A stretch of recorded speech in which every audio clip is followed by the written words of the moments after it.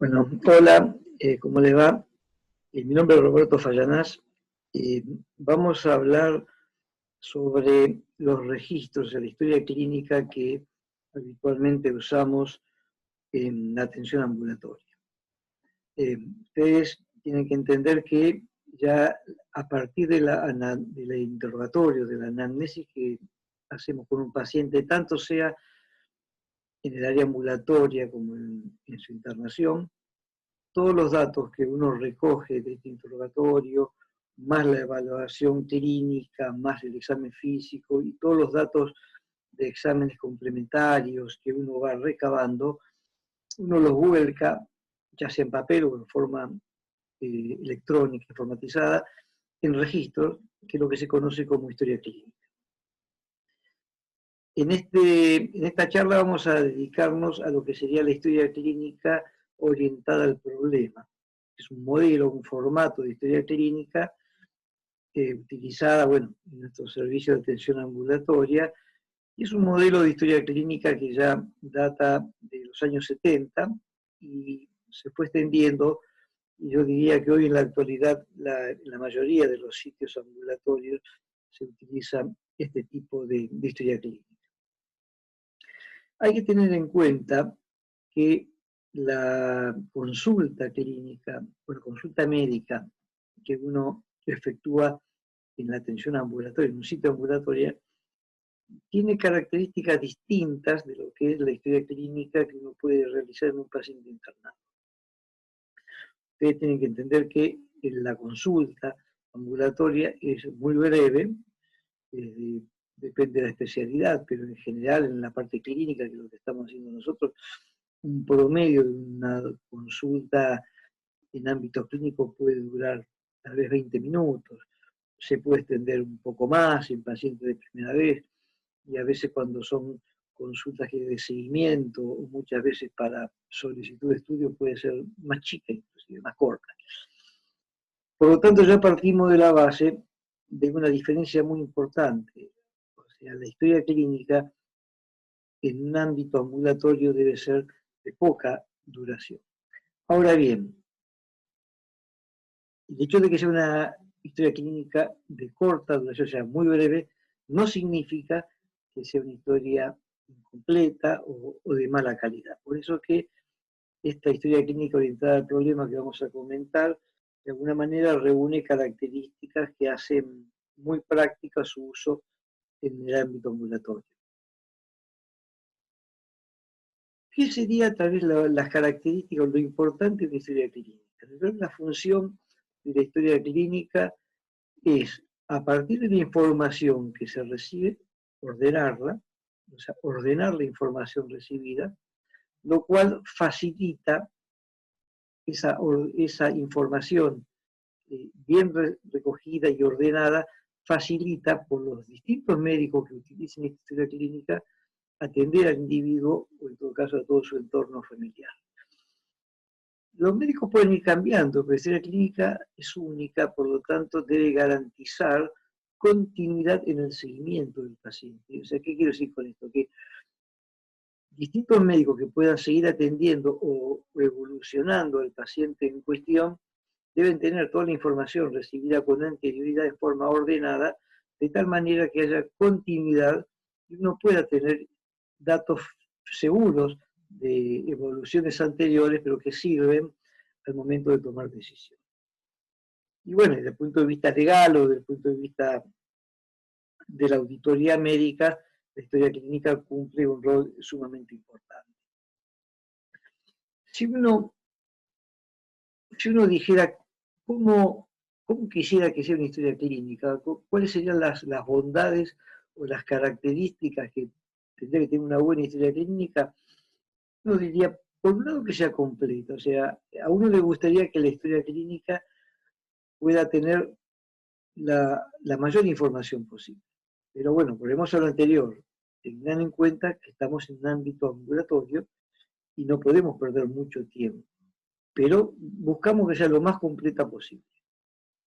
Este es un tema importante, más allá de que sea completa, tiene que ser ordenada, o sea, tiene que facilitar a quien está leyendo la historia clínica y evolucionando un paciente, tiene que simplificar mucho la lectura, o sea que tiene que tener un orden que sea fácil la lectura.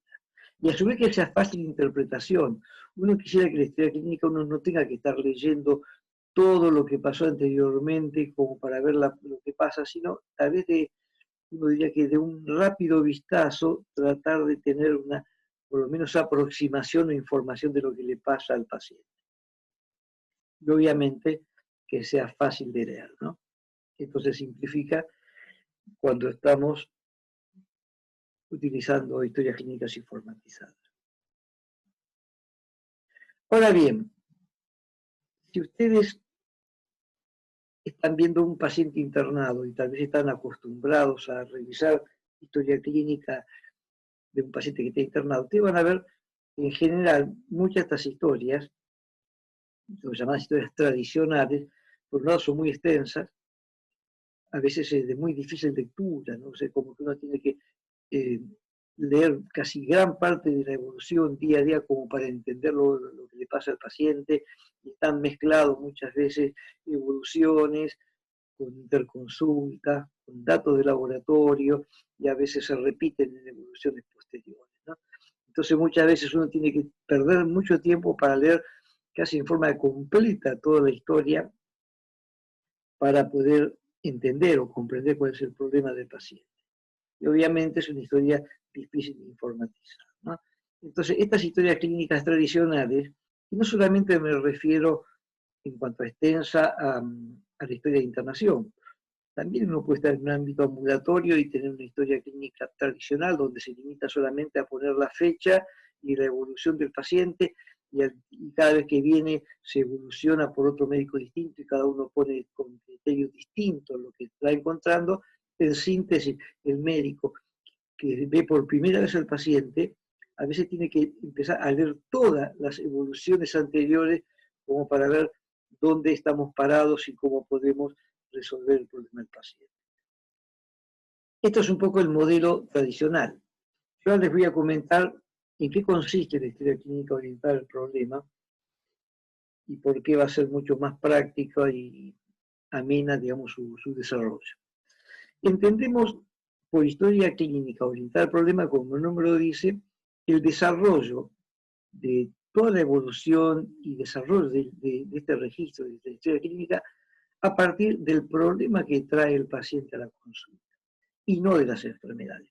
Y acá me quiero detener un rato, y es así, y sobre todo en el ámbito ambulatorio. El paciente cuando llega a la consulta puede llegar por una enfermedad precisa, o sea, puede venir, qué sé yo, doctor, vengo a controlarme la hipertensión arterial, o quiero hacer un control para ver cómo ando de mi diabetes.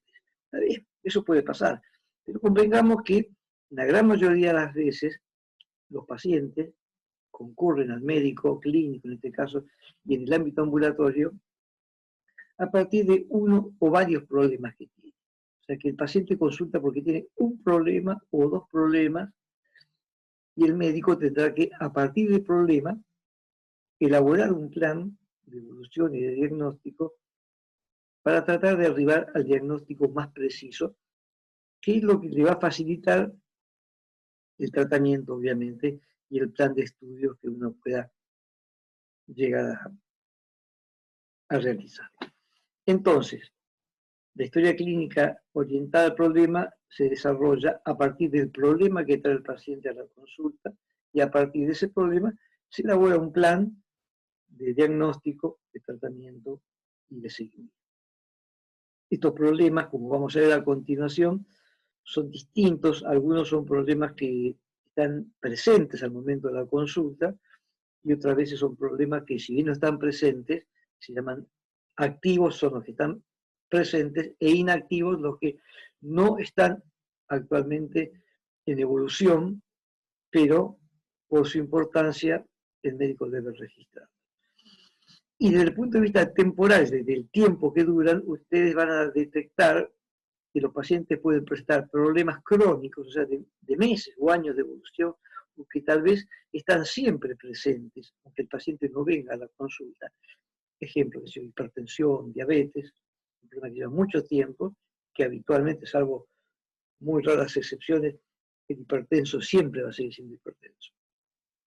Pero también hay problemas de corta evolución, que se llaman temporarios, que como vamos a ver son problemas que muchas veces en corto tiempo van desapareciendo y no son motivos de consulta para que se haga un seguimiento de este tipo de problemas. La ventaja que tiene la historia clínica orientada al problema en relación a lo que sería la historia clásica o la historia tradicional, primero, entender que este modelo de historia clínica no solo incorpora problemas biológicos, sino entendemos por problemas aquellos que también pueden ser de índole psicológica o social. Esto yo creo que es importante porque en general las historias clínicas tradicionales están muy focalizadas, sobre todo la internación, en problemas biológicos, o sea, en patologías, síntomas, trastornos, pero casi siempre haciendo hincapié en lo biológico y no siempre contemplan el aspecto psicosocial, que para los pacientes en la consulta ambulatoria son verdaderos problemas, y a veces es el único problema de consulta. También la historia clínica, como les comenté anteriormente, diferencia aquellos problemas temporarios, que muchas veces no requieren seguimiento ulterior, de aquellos problemas llamados crónicos, que son los que llevan mucho tiempo y que a lo largo del tiempo requieren seguimiento por parte del profesional. La historia clínica orientada al problema también facilita, al ser ordenada, que se puedan ordenar o recopilar estos datos que puedan servir fácilmente para investigación o para trabajos de auditoría en el caso que lo requieran, ¿no?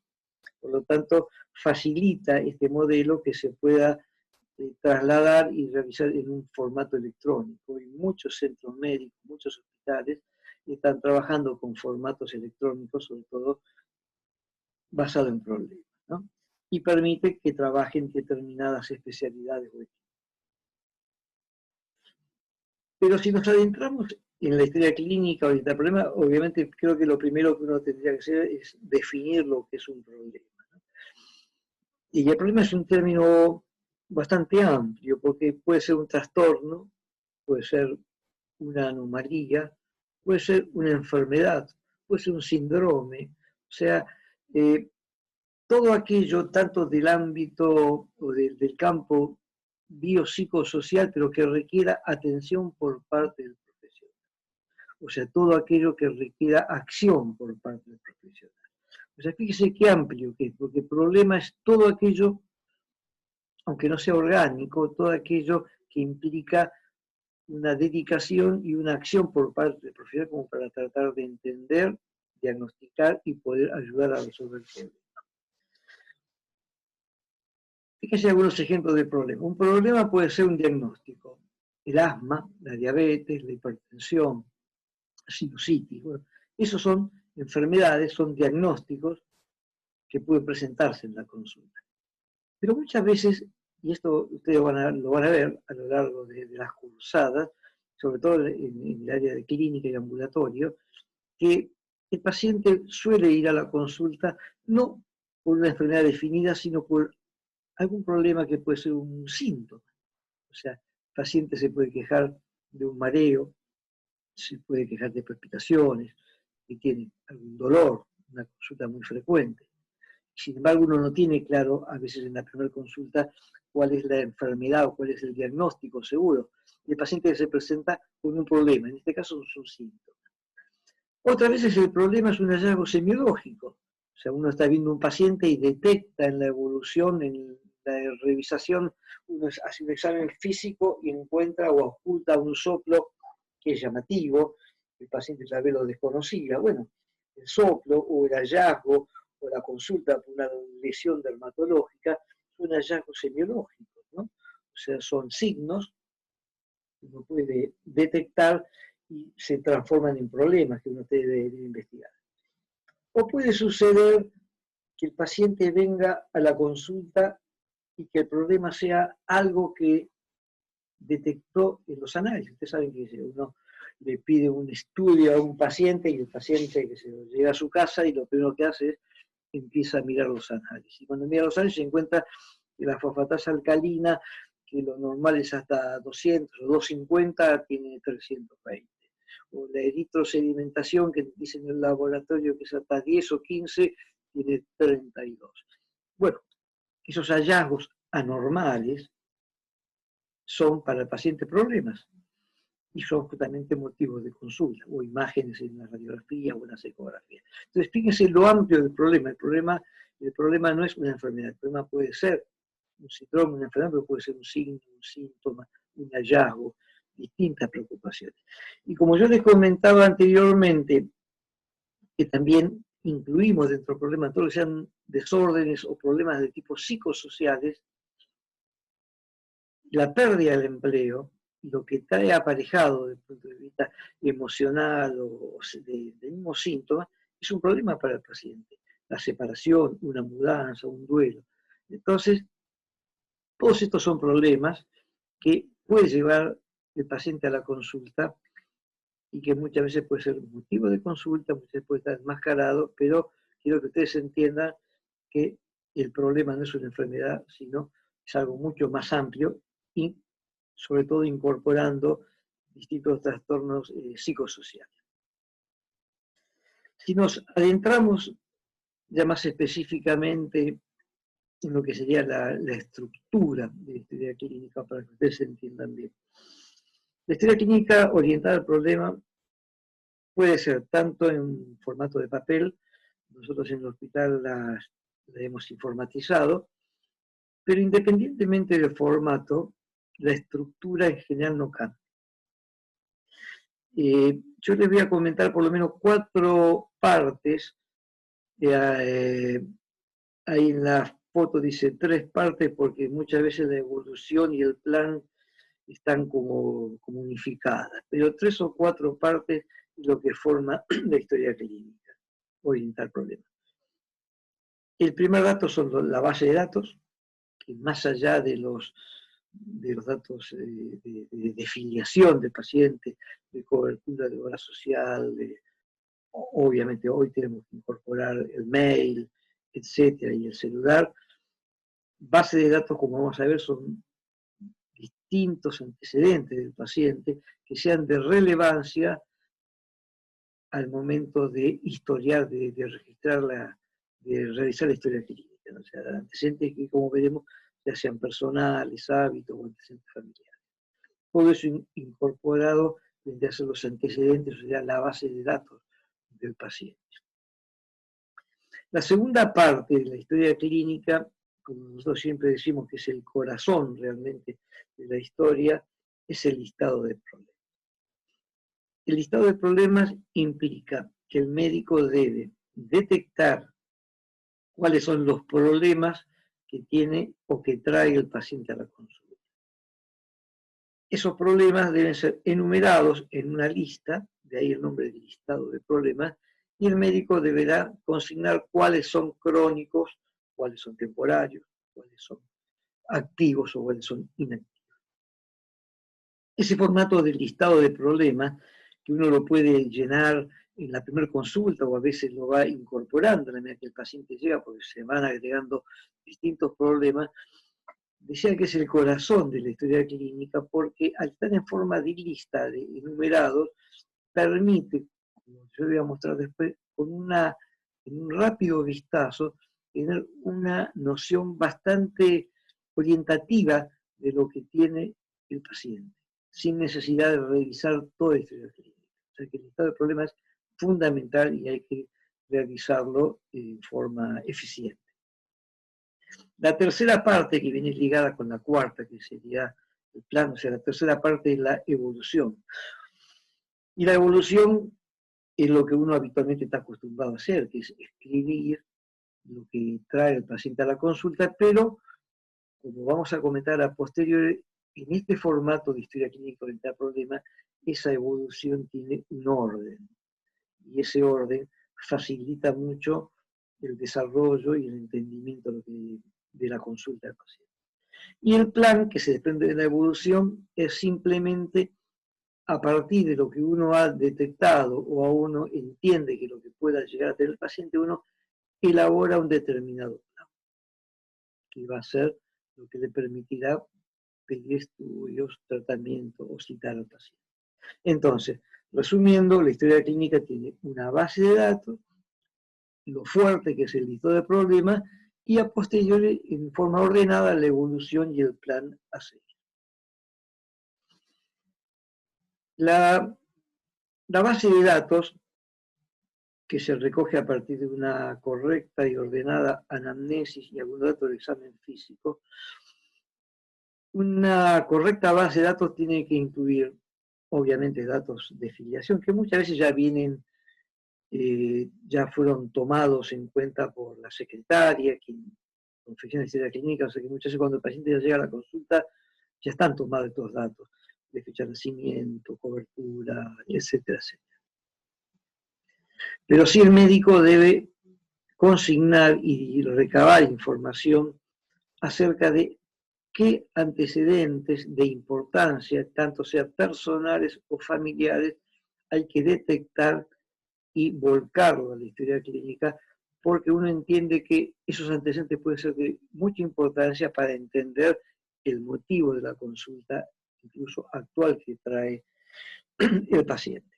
Entonces, antecedentes de enfermedades que pudo haber tenido, factores de riesgo, si tuvo alguna cirugía que pueda ser relevante al momento de la consulta, hábitos, tanto sea de alimentación, tabaco, droga, etcétera, todo eso debe estar consignado en antecedentes personales.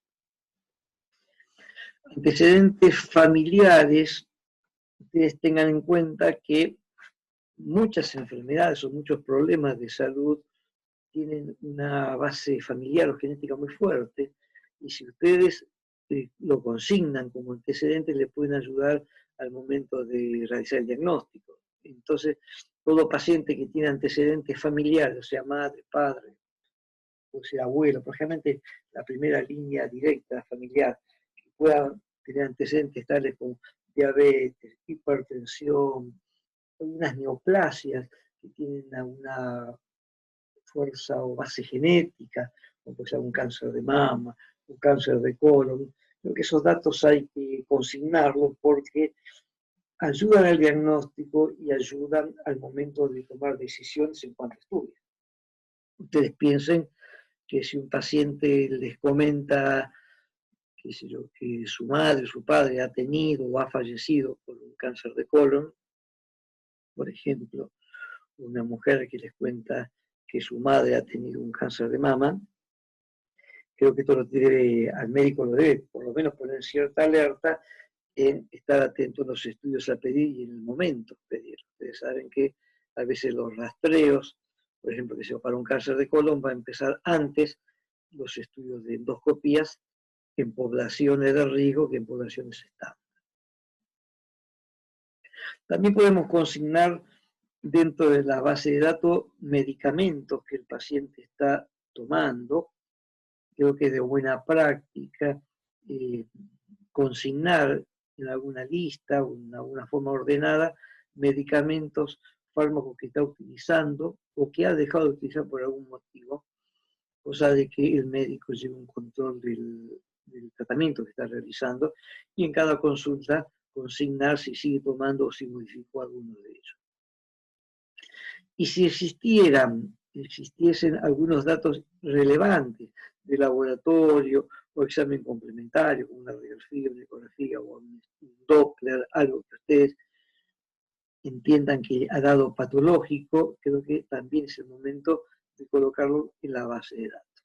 Todo este conjunto de antecedentes constituye la base de datos, que son los antecedentes que el paciente trae a la consulta. A veces nos ha pasado, no puede pasar, que uno no tiene tanto tiempo en la consulta para completar toda la base de datos en la primera consulta, y a veces toma algunos datos y en las siguientes consultas puede agregarlo, pero la idea sería que se trate de completar de la forma más, valga la redundancia, de la forma más completa posible estos antecedentes del paciente. Acá les muestro un ejemplo de cómo uno puede tener un pequeño listado donde enumera los fármacos que está tomando el paciente, desde cuándo inició, la dosis que toma y si lo suspendió. Es más, te puede agregar por qué motivo lo suspendió. Por ejemplo, este paciente que yo estoy mostrando acá en la historia clínica, sabemos que desde el año 2015 está tomando 12.5 miligramos de hidroclorotiazida. Y también sabemos que en el 2012 empezó a tomar metformina, 850 miligramos por día, pero en agosto del 2013 lo suspendió. Y que estuvo tomando sertralina, que es un antidepresivo, y en el 2010 lo suspendió. Y si hubiera algún motivo por el cual suspendió la medicación, creo que es bueno que usted lo coloque. Vamos a suponer que el paciente figure que tomaba enalapril y figura 2 o 3 o 4 meses después suspendido. Resulta que lo suspendió porque tosía, porque es un efecto adverso bastante común del enalapril, la tos. Entonces ustedes deben colocar ahí suspendido en tal fecha por tos, porque el médico que vea esta historia clínica y si el paciente por H o por B suspendió una medicación y uno debe retomarla, en caso de hipertensión, sabiendo que el paciente ha tenido tos por el enalapril, evidentemente si uno vuelve a darle un fármaco de este mismo grupo, enalapril, lisinopril o ramipril, va a volver a toser. Entonces, fíjense en la importancia que es recabar esta información. Les comentaba que la segunda parte, e importante, es el listado de problemas. Los problemas que tiene el paciente y que uno toma en este registro, tenemos que dividirlos, por un lado, en los que sean transitorios, o sea, o temporarios, o los que sean crónicos. Y acá estamos utilizando, o sea, para muchos autores un tema de tiempo, o sea, muchos autores ponen como límite los 6 meses, entonces se entiende que un problema que dura menos de 6 meses es un problema temporario, y un problema que lleva más de 6 meses es un problema crónico. Como vemos ahí puede ser activo o inactivo. Eso tómelo con pinza porque no siempre están así el corte en los 6 meses. Simplemente ustedes tengan presente que hay problemas que son de corta duración y que muchas veces no requieren seguimiento, estudios, que son problemas temporales o transitorios, que después les voy a mostrar algunos ejemplos, pero en cambio hay problemas que son crónicos, que llevan muchos meses y que pueden estar en la consulta o no en la consulta, o sea, pueden ser motivo de consulta o no, pero siempre están presentes. Y esos son problemas crónicos activos, problemas crónicos porque llevan mucho tiempo y activos porque están presentes aunque no estén sintomáticos. Ejemplo, el paciente que es hipertenso, la hipertensión es un problema crónico y es activo, porque aunque el paciente venga un día porque le duele, no sé, la cabeza, o porque le duele el tobillo, o porque tiene fiebre, aunque uno resuelva o atienda el problema de la consulta, el paciente sigue siendo hipertenso y sigue estando medicado por su hipertensión. O sea que es un problema crónico y activo. Pero hay algunos problemas crónicos que en algún momento, después veremos en qué circunstancias, dejan de estar en actividad y pasan a la columna o el listado de problemas crónicos pero inactivos. Ejemplo, acá tenemos esta tabla donde mostramos o identificamos con letra A, B, C, D, lo que sea necesario, determinados problemas temporarios o transitorios. Son problemas que uno sabe que son de escasa duración y que habitualmente uno no se pone a investigar a estos pacientes. Resfrío, infección urinaria baja, algún dolor lumbar, algún síntoma muy vago, como puede ser un mareo. Entonces uno, ejemplo, un paciente consulta por un resfrío, no lo evoluciona como un problema o no lo enumera como un problema crónico activo, sino como un problema transitorio. Entonces coloca problema A, resfrío, resfriado común, y pone la fecha que lo evoluciona. Pero fíjense el problema B, que es infección del tracto urinario, donde esta paciente, vamos a decir que sea una mujer, consultó en junio por infección urinaria baja, 2 meses después por lo mismo, 3 meses después por lo mismo, Entonces ahí puse pasa a 6, después eso ténganlo presente. Fíjense cómo presentó problemas que parecían transitorios, pero cuando el médico ve que ese problema se repite varias veces, y varias veces en el año, o cada pocos meses vuelve a repetir lo mismo, el médico, o sea, el profesional debe entender que ese problema ya deja de ser transitorio y pasa a ser un problema que debe ser investigado, estudiado. Por lo tanto, pasa a ser un problema activo, crónico. Este es un ejemplo, la tabla de problemas de evolución corta y que están englobados como transitorios. Ahora, en la otra parte de la historia clínica, ustedes van a colocar en el listado de problemas lo que se conoce como problemas crónicos, que son los problemas que llevan mucho tiempo, lo que yo le comenté, y esos problemas se van a identificar por número. Fíjese que a la izquierda figura el número, la fecha de la consulta por este problema, y esta tabla está dividida en problemas activos y problemas inactivos. Y en todo caso, la fecha que pasa a ser inactivo. Aquellos problemas activos, por ejemplo, que enumeré ahí, problemas de pérdida de peso, diabetes, tabaquismo, esos son problemas que uno lo consigna como problemas en actividad, que llevan mucho tiempo, y los anota cada uno con un número, no se superponen, y observen que no todos son problemas activos, ¿no? Porque nosotros vemos que en el caso el problema número 3, identificado como tabaquismo, problema activo, el paciente meses después dejó de fumar. Y cuando viene a otra consulta ya les comenta que ya no está fumando. Entonces, ese mismo problema número 3 que decía tabaquismo, en la columna de al lado uno pone dejó de fumar y ya ese problema pasa a ser inactivo.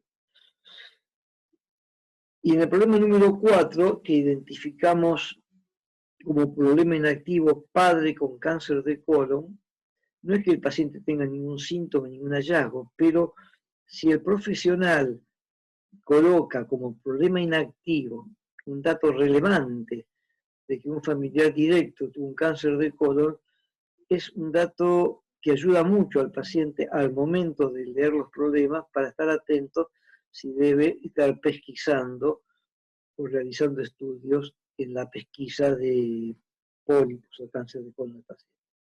Entonces, como vemos, los problemas activos son crónicos activos, llevan mucho tiempo y requieren generalmente seguimiento o tratamiento. En cambio, los problemas inactivos pueden ser problemas que fueron activos en algún momento y que dejaron de ser, como puede ser el hecho de fumar, o puede ser una patología que requiere cirugía. O sea, ustedes ven un paciente y viene consultando porque hace tiempo repite dolores abdominales, y esos dolores abdominales, de acuerdo a los estudios, resultó ser que el paciente era portador de litiasis biliar. Bueno, en el momento que el paciente se opere y se le estirpe la vesícula y sus cálculos, por lo tanto el paciente ya dejó de tener la litiasis vesicular como problema, y el problema ya pasó a ser un problema inactivo. El próximo punto de la historia clínica orientada al problema es la evolución. O sea, el médico debe, en forma ordenada, y esto es importantísimo, en forma ordenada, el médico debe evolucionar al paciente. Y como ya te comenté al principio, evolucionamos en general por problemas. ¿Cuáles son los problemas que trae el paciente a la consulta? Cuando digo evolucionamos en forma ordenada, que es importantísimo, implica seguir esa sigla o esas letras que figuran ahí en esta diapositiva, que es SOAP, o sea, jabón en inglés, donde esas 4 letras implican la S, que es subjetivo, la O es lo objetivo, la A, que vendría a ser la apreciación, para pasar un poco al castellano, seguir un poco la evaluación que uno hace, no siempre el diagnóstico, pero un poco lo que interpreta el paciente. Esa es la letra A, la apreciación, para ponerlo en idioma nuestro, y P, que es el plan que vamos a seguir. Esa sigla, esa palabra SOAP, es lo que nos va a marcar que cada vez que evolucionamos un problema a un paciente, seguimos ese orden. Subjetivo, objetivo, la apreciación y el plan. Lo subjetivo es lo que describe el paciente, que lo que tiene, cuál es el problema que trae la consulta. Y el médico, obviamente, en forma ordenada y cronológica, lo describe de la forma más sucinta posible y entendible. O sea que en forma ordenada y rápida el médico vuelca en la historia clínica el motivo de la consulta, o sea, cuál es el problema o la queja del paciente. Eso es lo subjetivo. Pero le voy a decir en forma cronológica, si no, no es entendible. Si el paciente viene a consultar, no sé, vamos a hacer un ejemplo, que tiene fiebre, creo que si uno pone en la historia clínica paciente que consulta por fiebre de tantos grados, si uno no coloca cuándo comenzó, son dos pacientes distintos. No es lo mismo un paciente que comenzó con fiebre ayer que un paciente que comenzó con fiebre hace 2 meses, por ejemplo. Entonces, describir lo que le cuenta el paciente en forma ordenada y cronológica. La letra O, que implica lo objetivo, serían aquellos datos positivos que tiene el paciente, tanto sea el examen físico o en estudios que trae, ya sea de laboratorio, imágenes. Entonces, en la parte objetiva uno coloca, aparte de colocar los parámetros, o sea, los signos vitales, o sea, cada paciente llega a la consulta, lo que es de buena práctica, tomarle el pulso, tomarle la presión, medirlo, pesarlo, a partir de ahí obtener el índice de masa corporal. Esos datos son muy importantes en cada paciente, en cada consulta y tienen que estar volcados ahí. Pero más allá de eso, si ustedes detectan en la historia, en el examen físico o cuando uno revisa los estudios del paciente, uno detecta anormalidades, debe volcarlos en esta parte, en lo objetivo. O sea, no hace falta colocar todo aquello que no tenga importancia.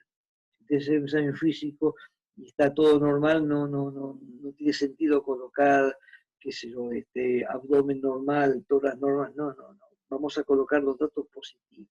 Entonces te van a colocar a oculto soplo tal característica, imagen, no sé, o lesión dermatológica de tal aspecto, o imagen de eritematosa en la piel. Bueno, todos estos datos del examen físico son datos objetivos que hay que colocarlos aquí.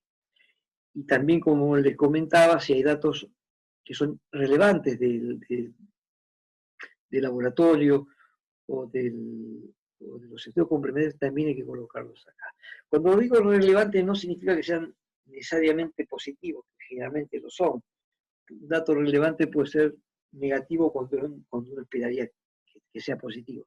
No sé si me explico. Por ejemplo, ustedes ven un paciente y en los análisis encuentran, no sé, que tiene hematocrito bajo, obviamente tienen que poner, paciente tiene anemia, poner hematocrito 30%. Y si detectan que la glucosa está alta en 142, hay que consignarlo. Ahora, si de golpe, no sé, el ácido úrico es normal, si el hepatograma es normal, no hace falta colocar en forma detallada todos estos estudios. Pero vamos a suponer que ustedes están evolucionando un paciente, no sé, con antecedente de alcoholismo, y ustedes entienden que la patología que trae a la consulta o el problema es el alcoholismo, y unos encuentran que tiene un hepatograma completamente normal o una gamma glutamil transferasa normal, bueno, es un dato normal, pero uno podría llegar a esperar que el paciente, por ser alcohólico, tenga una gamma glutamil alta. Entonces, si viene normal, creo que es conveniente colocar que sea normal y ayuda a entender para que el paciente médico no vuelva a vez a repetirlo. Entonces, estos son los datos objetivos y lo mismo pasa si detectan alguna imagen anormal, una tomografía normal, un Doppler, todos estos datos anormales los volcamos en la parte de objetivo.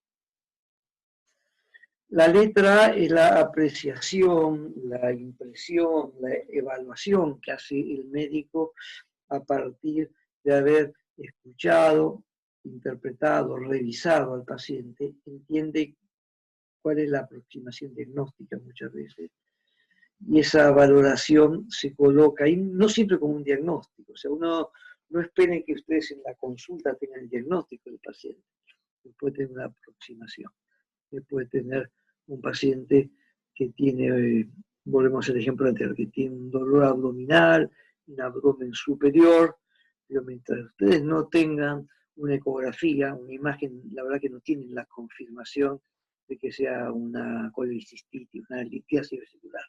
Tienen la sospecha por las características del abdomen tenso, el dolor en el epigastrio, en la fosa, en el hipocondrio derecho, pero nadie va a poner litiasis biliar seguro si no tenemos la imagen. Pero la aproximación es esa.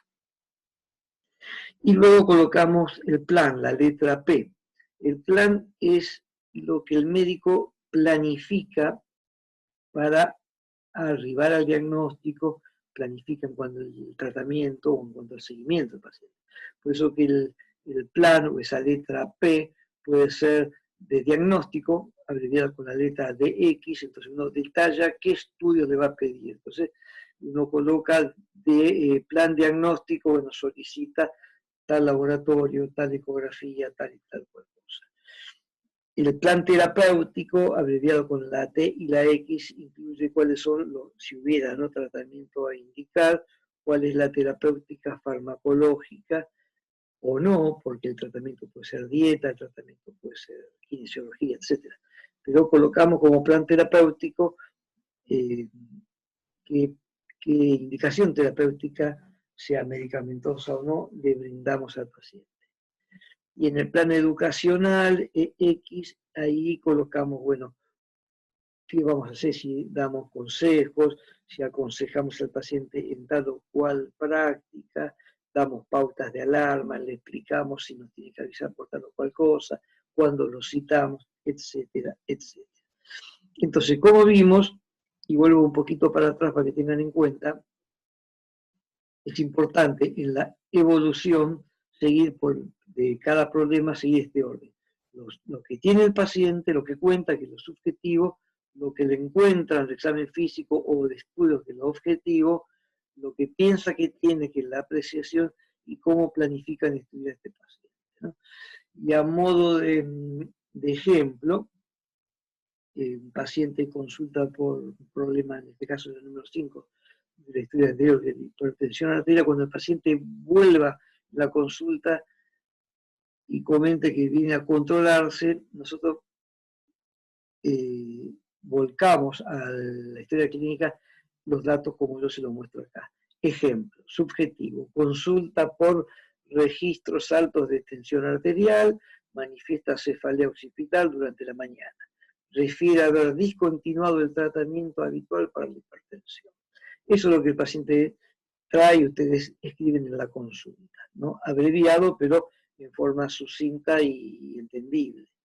Objetivo, lo que colocan. Ahí colocan que el paciente está lúcido, cuál es su presión, cuál es su peso, cuál es su índice de masa corporal.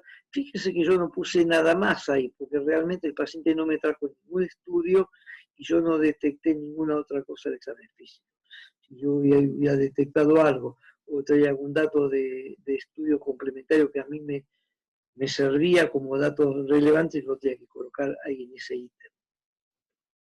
La apreciación, yo tengo que entender que es un paciente hipertenso mal controlado, que tiene muy mala adherencia al tratamiento, porque por algún motivo discontinuó lo que estaba haciendo, y tal vez eso motivó la elevación de su presión arterial.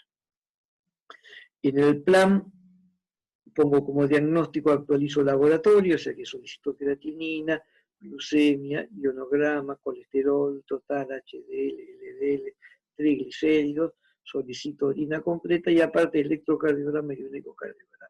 Esos son el plan diagnóstico que yo tengo para mi paciente hipertenso en esta consulta. Tratamiento, le indico enalapril, acá dice 10 miligramos por día, le agrego hidroclorotiazida, que es un diurético a 12,5 y refuerzo la dieta. Fíjense cómo yo modifico un poco el tratamiento agregando un diurético porque el paciente no estaba bien controlado, y hago hincapié en la dieta que no la estaba cumpliendo tal vez bien. Como plan educacional, me tomo un tiempito y le explico la necesidad de que el tratamiento lo cumpla, que no lo suspenda, que esté atento a lo de tener pautas de alarma, y en una semana, como reaseguro, vuelvo a citar al paciente, ¿no? Esto es un poco una charla breve. En el libro de semiología que ustedes pueden consultar, yo ahí he escrito un capítulo sobre historia clínica, orientar problemas que ustedes pueden encontrarlo. O sea, bueno, completamos acá y bueno, espero que hayan entendido bien esta nueva modalidad de clases en Zoom, pero bueno, cualquier cosa, si hay alguna inquietud, se la hacen saber al jefe de trabajos prácticos y bueno, y con gusto le haré llegar las respuestas o las inquietudes que ustedes tengan. Bueno, gracias.